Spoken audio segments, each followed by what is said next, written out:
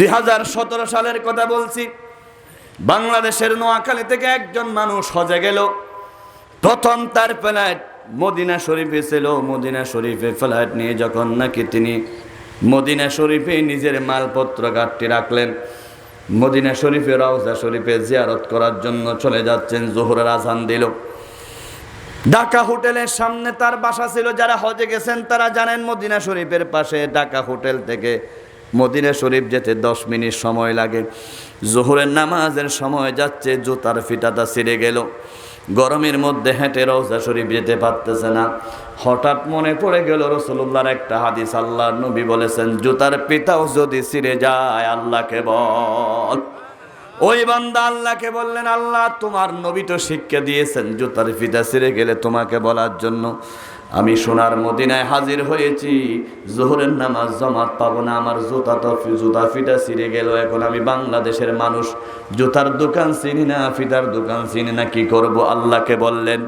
আল্লাহকে বলতে বলতে একবার দুইবার তিনবার বলার সাথে সাথে তার সামনে একটা ড্রাইভার গাড়ি ব্রেক করলেন। ব্রেক করে স্ট্যান্ড থেকে এক জোড়া জুতা নিলাই, জুতা বাহির করে দিয়ে বললেন, জুতাগুলো পর আর রওজা শরীফ গিয়ে জামাতে জোহরের নামাজ পড়ে একটা সালাম দিয়া। ওই হাজী সাহেব বলতেছে, আল্লাহর কসম দুনিয়ার কোন ড্রাইভার আমাকে জুতা দেয় নাই।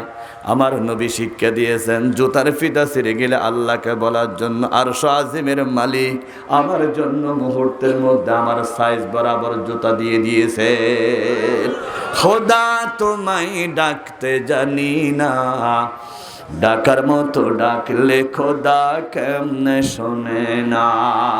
ওই নাম ডাকে ইব্রাহিম নবী নমরুদেরও আগুনে পড়ে, আগুনে হইল ফুল বাগিচা পশমে জ্বলে না।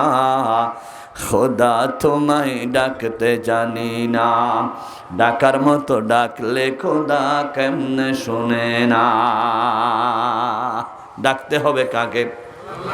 আল্লাহর ওলি খাজা কুতুবউদ্দিন ইখতিয়ার রহমাতুল্লাহ আলাইহি। তার বয়স যখন নাকি 7 বছর হলো, মাকে বলতেছে, আম্মু খানা দাও, বুক খিদা লাগেছে। মা বলল, তাড়াতাড়ি তুমি নামাজ পড়ো। নামাজের নিয়ত বানলে সালাম ফিরানোর পরে মা তাড়াতাড়ি খানা রেডি করে দে। জোহরের সময় দুপুরের খানার কথা বললে যাই নামাজে দাঁড়াইতে বলে। জোহরের নামাজ শেষ করলে মা খানা রেডি করে দে। এশারের নামাজ শেষ করলে মা খানা রেডি করে দে। একদিন মা কোন জায়গায় চলে গেল, ডাক্তারের কাছে। জোহরের সময় নাই, সন্তান খানা থেকে খাবে। সন্তান আস্তে করে নামাজের নিয়ত বানলেন। নামাজের সালাম ফিরাইয়া দেখতেছে তার যাই নামাজের পাশে 4 প্রকারের বেহেশতি খাবার। সন্ধ্যাবেলা এসে মা জিজ্ঞাসা করতেছে, বাবারে আজকে তোমাকে দুপুরে খানা দিতে পারি নাই, তুমি রাগ করেছো? মা তুমি না মিথ্যা কথা বলো না, আমাকে কেন মিথ্যা কথা বলছো? তুমি না আমাকে শিক্ষা দিয়েছো যখন পেটের খিদা দরকার হয়, খানা দরকার হয়, যাই নামাজে দাঁড়িয়ে যেতে। আমি এই শিক্ষা নিয়েছি, আমার খিদা লেগেছে, আমি নামাজে দাঁড়িয়ে গিয়েছি। আমি নামাজ পড়ার সাথে সাথে আমার মুনিব আমার জন্য খানা রেডি করে দিয়েছে। সালাতে কায়েম কর, সালাতে কায়েম কর, হবে সম্মানী তুমি, হবে জান্নাতি তুমি। দেবে কাল হাসরে শীতল ছায়ায় আরশে আজিম, রাব্বিয়াল আলা, রাব্বিয়াল আজিম, রাব্বিয়াল আলা, রাব্বিয়াল আজিম।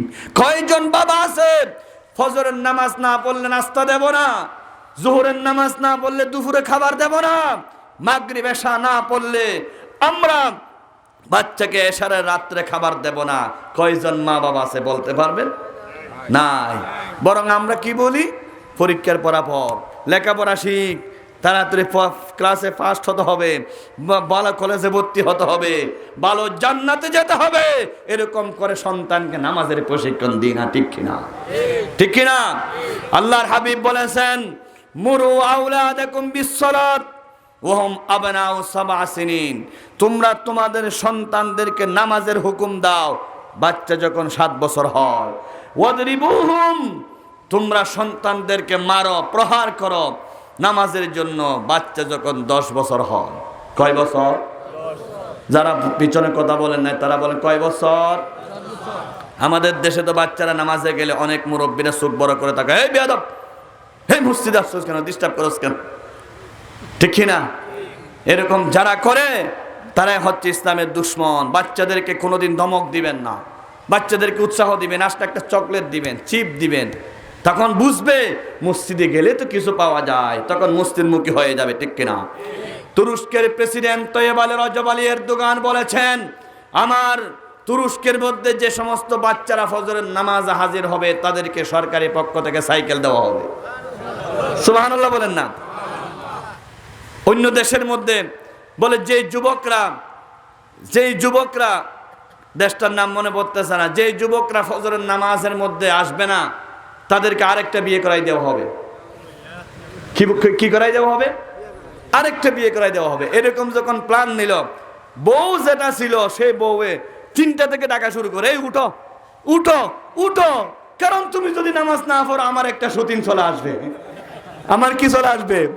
সতীন চলে আসবে, আমার করে গৃহযুদ্ধ শুরু হয়ে যাবে। সেজন্য সকল বউয়েরাই জোর করে জামাইদেরকে মসজিদে ভাড়াইয়া দেয়, আরেকটা যাতে সতীন আসতে না পারে। আল্লাহু আকবার বলেন না? এরকম প্ল্যান যদি আমরা নিই তাহলে আমাদের সমাজে একজনও বেনামাজি থাকবে? বলেন না?